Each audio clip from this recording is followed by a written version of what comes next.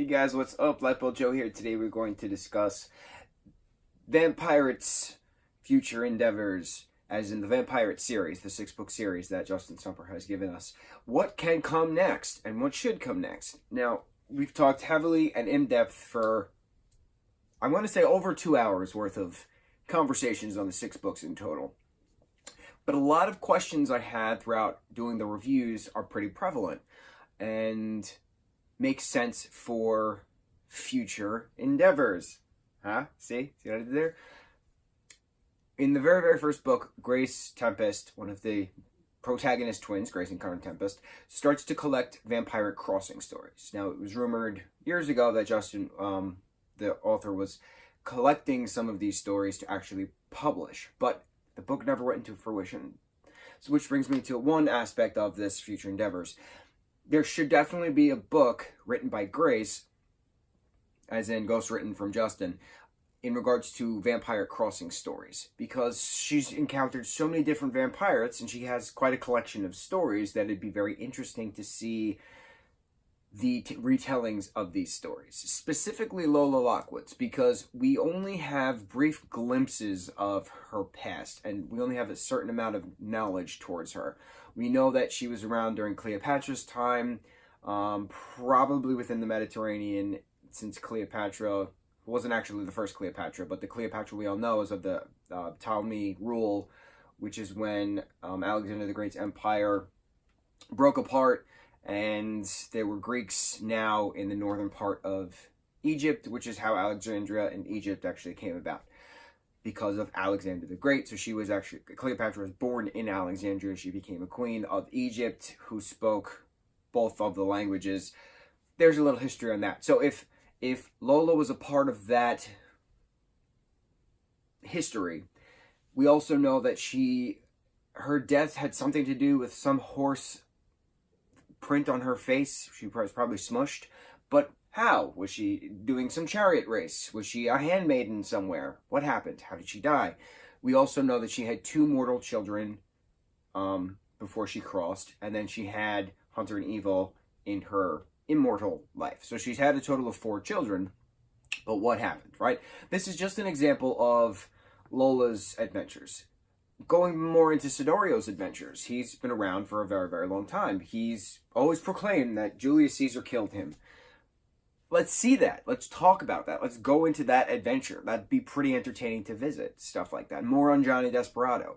I think that'd be really fun, seeing the ranchero as a kid and then learning the ropes. And, you know, we get a good backstory, but, like, I want to see more of it. I want to see Mima's. I want to see Natalie's. I want to see Holly's. I want to see all the different, you know, characters that we were introduced to. It'd be pretty entertaining.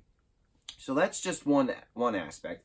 Another thing for future endeavors is we are met in the 6th book. We meet Lord de Winter, who is the vampire in charge of the lands, right? And previous books, and I know I've discussed this a few times, we go into mermaid mythology, which is references fish tales, and then we also go into werewolves very briefly when Jacoby Blunt first discovers, you know, silver is bad for werewolves, so theoretically it should be bad for vampires as well. So, with that knowledge, you know damn well that there was some form of human versus werewolf versus vampire on land battle at some point. Lord de Winter, you know, helming the vampire side. And I want to see that. I want to see the vampire versus werewolf fights. I want to see the hybrid children of all of these, since we have hybrid damper children of mortal and vampire. I want to see those lichen half-breeds. I want to see those werewolf human half-breeds. I want to see those werewolf vampire half-breeds. I want to see those fights. And it makes perfect sense to introduce this because it's potential for more pretty epic adventures. Lord de Winter is referenced and characterized in a very specific chapter in the 6th book. Why isn't there more? There can be more and there should be more. That would be a pretty epic adventure, having them all fight. And then throw in the fishtail stories. Have books in regards to the fishtails. Why I'm thinking like this is Rick Riordan did an amazing, amazing job with the Percy Jackson and the Olympian stories, right? From over 10 years ago. He then did the Kane Chronicles right after that, which was about Egyptian mythology. Percy Jackson was about the Greek mythology. Then he did Heroes of Olympus, which is Greek and Roman, which is a sequel series to Percy Jackson, as well as in the same canon and universe as the Kane Chronicles, right? So they all talk about each other. You have the characters all interacting anyway.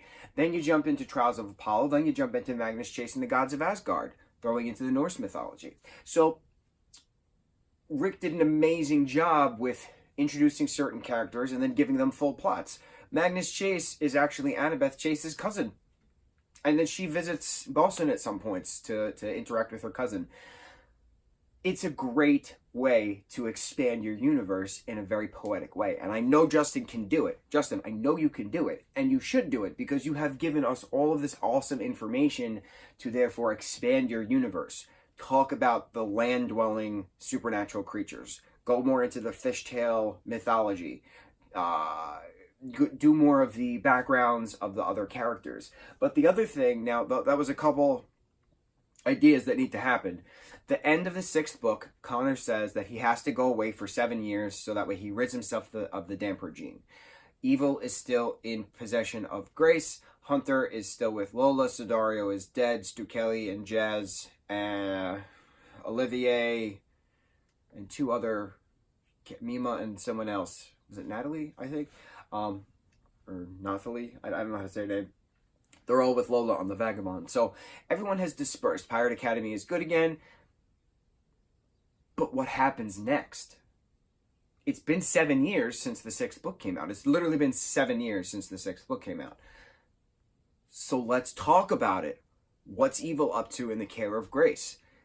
What's Hunter been doing without his twin brother? Does he know that he has a twin brother? What's Lola been doing? Did Lola kill herself? I highly doubt it, but who knows? She lost a child. She thinks the child is dead. What has Jez and Stu Kelly been up to? What has Jez and Stu Kelly? Jez is Stu Kelly. What has Jez and Johnny been up to since they ployed a way of getting away the children? What has Olivier been up to as a vampire in the care of Lola and the Vagabond crew?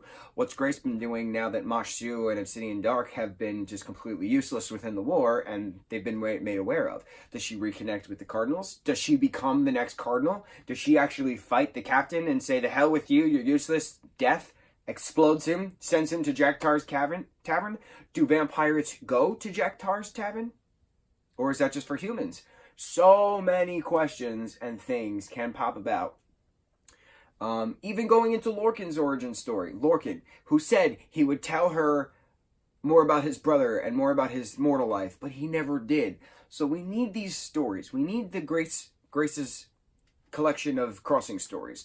We need the origin stories of those characters. We need the same universe stories of werewolves and vampires and land dwellings and fishtails. We need the sequel series of what happens 7 years later when Connor comes back, only one of himself, not 2 of himself, and he's no longer a vampire, and he's more of a mortal.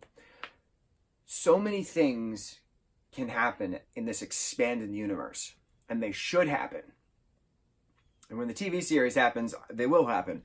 But we'll talk about the TV series at a converting the stories into television. We'll talk about that on another video. But this is why this is a Future Endeavors book. Pretty much to Justin, just to give him a little kickstart to push him in the right direction.